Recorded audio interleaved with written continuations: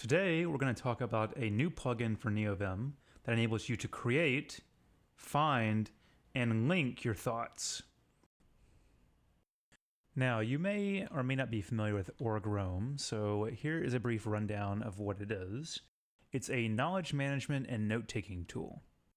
This actually originated in Emacs, just like org mode itself originated in Emacs, and it's built on top of org mode. And the main feature that org-roam provides is geared towards note-taking, and it's inspired by Zettelkasten, if you're familiar with this, which is a method of linking and building upon individual notes, essentially letting you create a web of knowledge. If you want to see a precursor to what org-roam looks like, the System Crafters YouTube channel has a good series that runs through both org-roam and some of its extensions. Now, if you're thinking, wait a minute, you just mentioned Emacs, and now you're talking about neovim. Why, yes. As of today, via the org-roam.envim plugin, you've got a lot of comparable functionality, including Roam-style nodes in a pure Lua database, familiar manipulation and navigation of those nodes. You have Roam-style buffers to display backlinks, which we'll demonstrate a little bit later.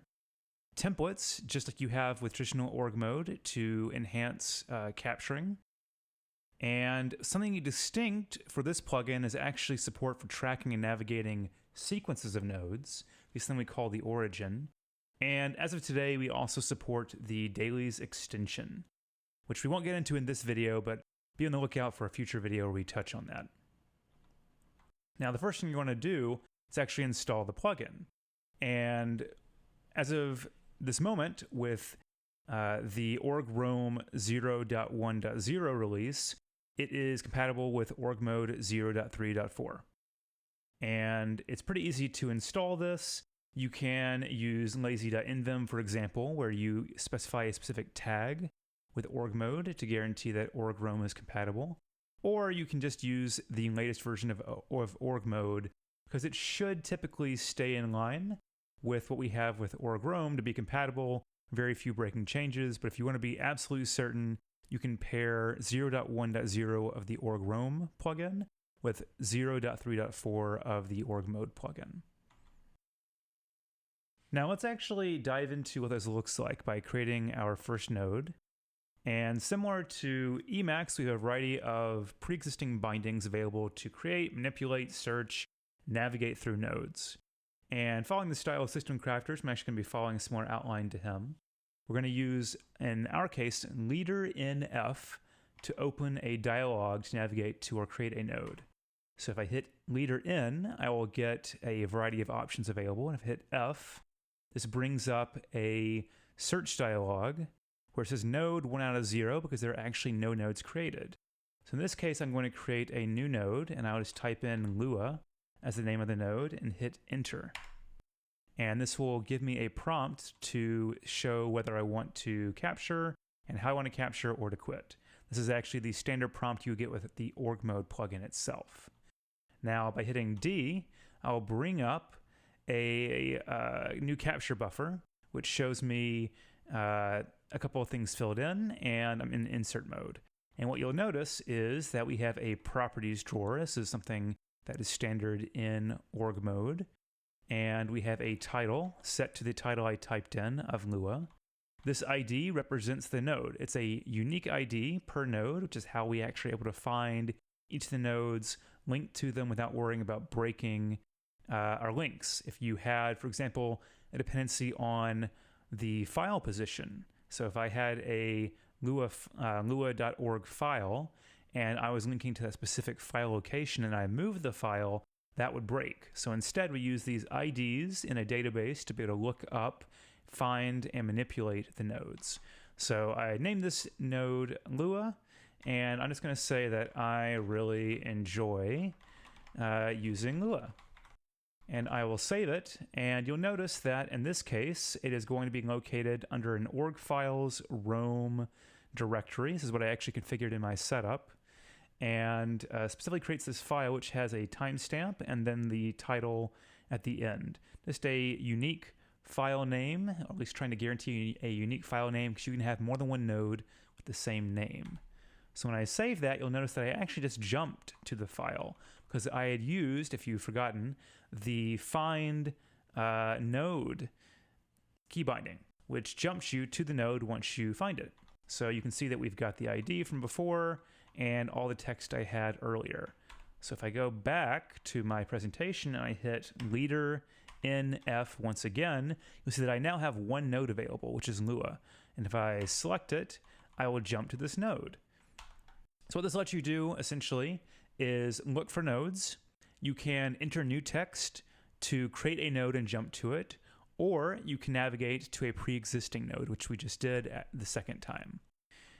Use enter, just like you would expect through a simple navigation to select a node. If you had text, let's say I want to create a second node, and I just want to call it Lu. Normally if I hit enter, it would jump to the Lua node, but if you hit shift enter, it'll actually let me create a new node. So just remember, enter will create or navigate to the node if there's not one that's available.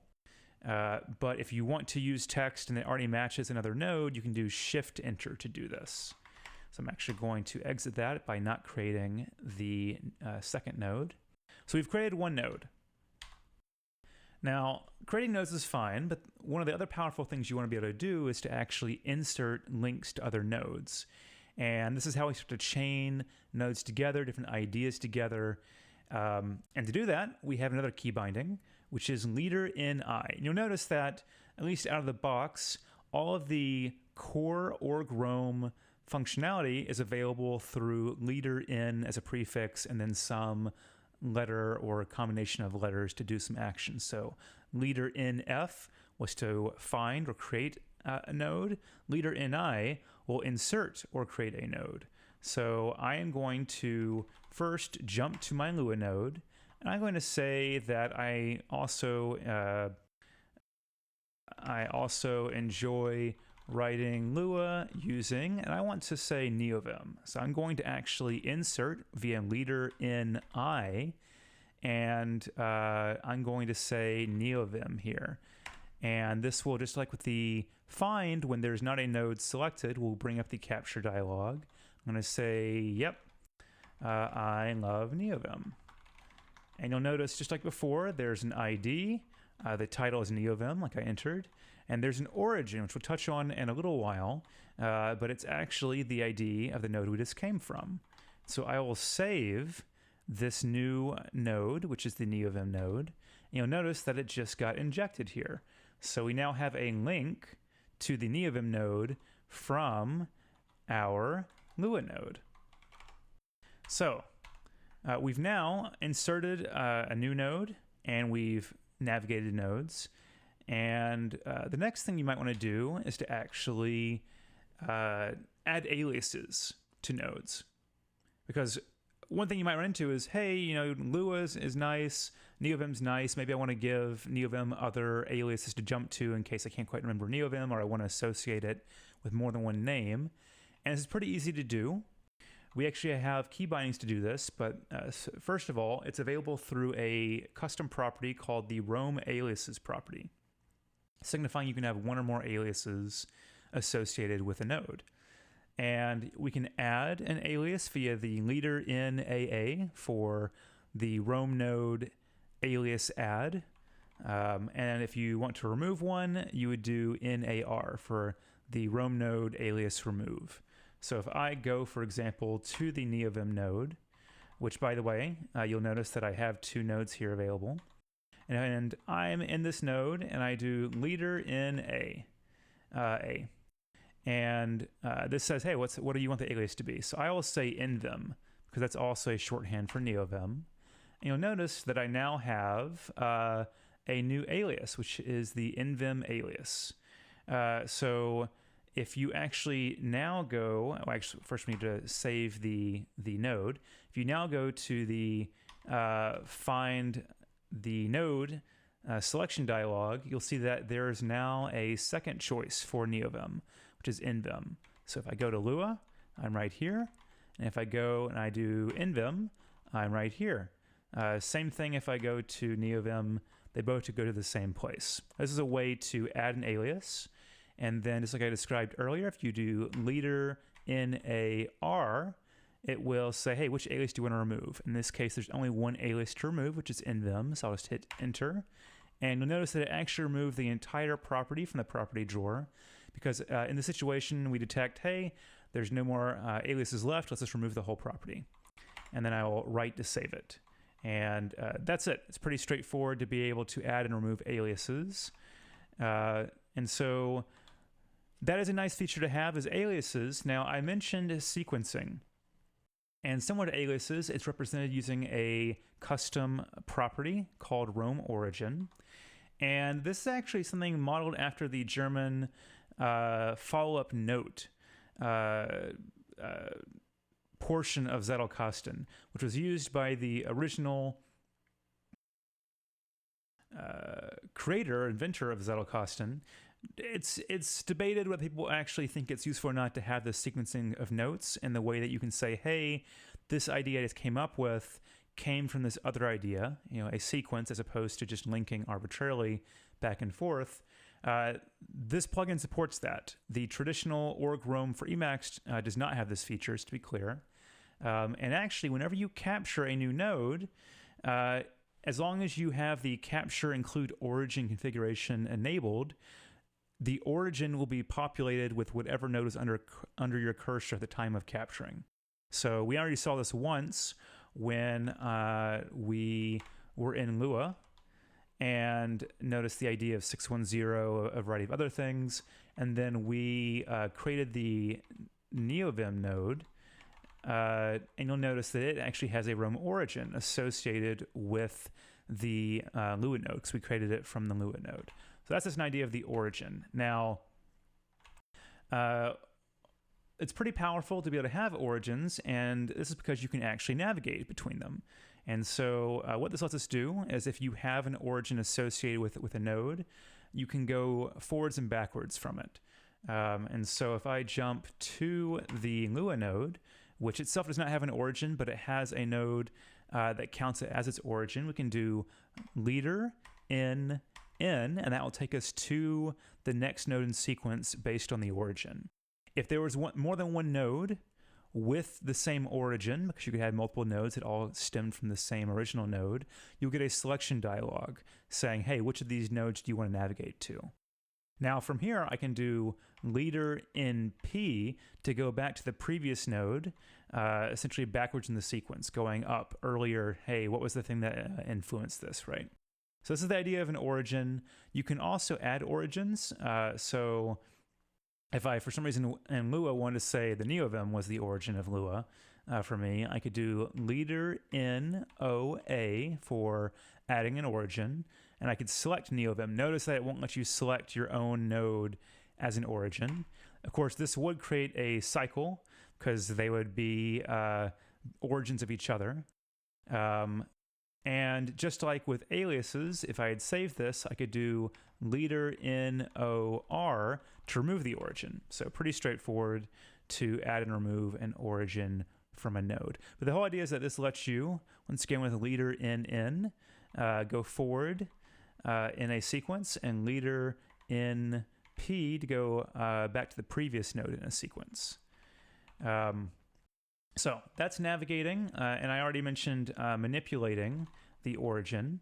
So that's a pretty powerful feature as well, one that wasn't present in the traditional org Rome for Emacs. It gives you the option. You don't have to use it, but it gives you the option to be able to provide sequencing alongside arbitrary linking in your nodes. Now, all this is pretty nice, but one of the most powerful features that org Rome from Emacs offered was a buffer to display your backlinks and navigate to a particular node, see the different connections, all that kind of stuff. And we provide that in two different ways, through the key bindings leader in L and leader in B. In L for showing the links for the node under cursor, and in B to pick a specific node and show the links for that specific node. So since we are in a file that is not an org node, I'm going to use leader in B first to demonstrate this. So leader in B lets me pick a node. So in this case, I'm going to pick the Lua node, and you'll notice that the Lua node has nothing linking to it. It is just a single node, no links. Now I can close this and I can do leader NB and pick the neovim node, and you will see that it actually does both have an origin and it also links back to it has something linking to it from a different node. So it happens that the origin and what links to it are the exact same, which is the Lua node. So you can actually preview and see what is actually the link look like. In this case, we see the paragraph that was showing, hey, I want to go to neovim from Lua. And if you press enter while on the line here, that is the node, and this specifically tells you what line and what column where the link happens. You press enter, you notice we actually navigate to this, and we actually jump to exactly where the link is within the file. This is a pretty powerful thing to do. And to demonstrate as well the other way to use the org-roam buffer, if I do leader in L, it actually brings up the same buffer, but this one actually follows your cursor. So if I go to the neovim node, which I just use the standard open link at point that the org mode plugin offers, it supports ID links. You'll notice that the buffer here has changed. It now reflects the neovim node instead of the Lua node. And if I go back, it changes once again.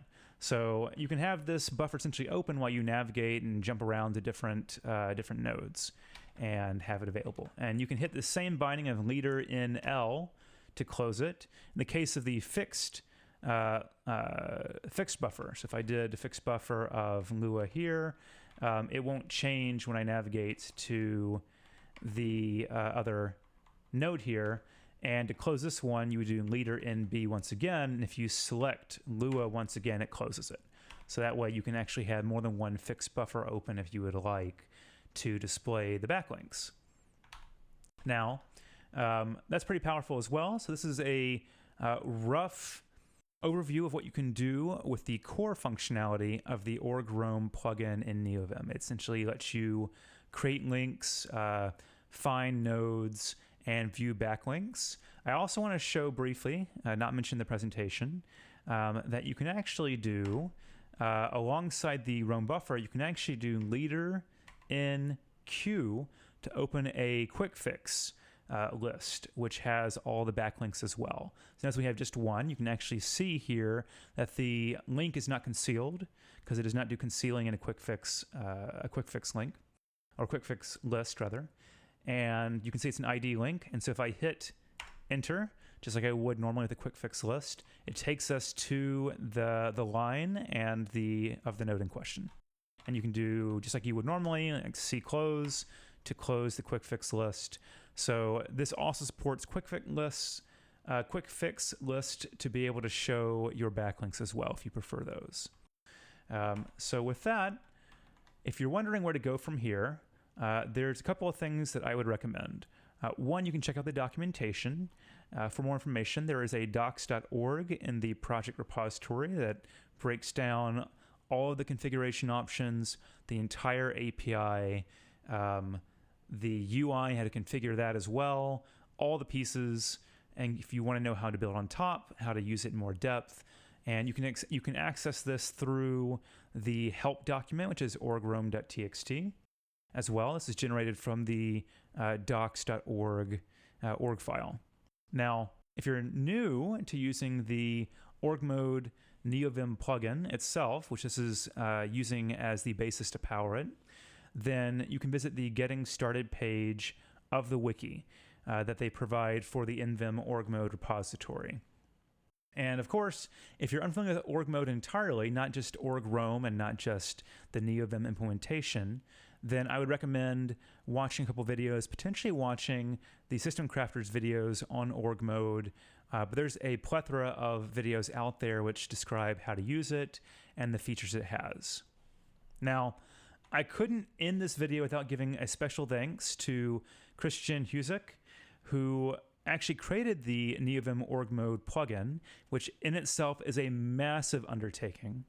And if you actually look, there's an issue with over 150 comments between him and myself, really fleshing out both the org roam plugin that I've developed, as well as getting some improvements and minor feature changes to make the org mode plugin more easily usable from org roam in certain situations. So massive shout out to him, massive shout out to the work he's done on this plugin, and for being such a supportive open source maintainer and really encouraging plugin development in the neovim ecosystem.